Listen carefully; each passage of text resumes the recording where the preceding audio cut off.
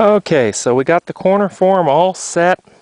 The vertical rebar's tied in place, and it's all secured, and the clamps are all tight, and the whalers are on, and the shims are in, and everything's ready to go. We oiled the inside of the plywood sections of the form, as I mentioned the other day, to help it release, we hope.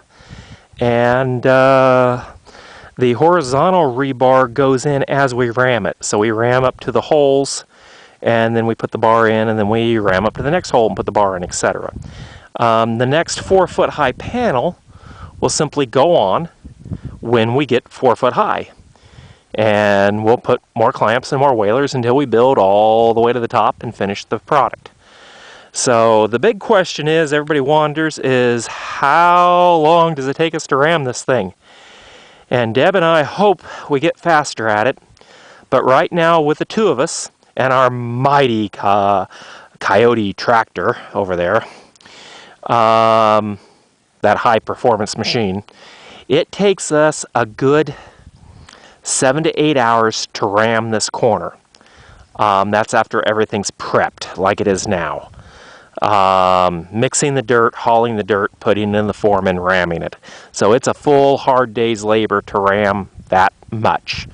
And that corner ends up being 3 foot by 3 foot basically. So we found the same thing with the wall section we did over there. It took us a good 8 hours to ram that.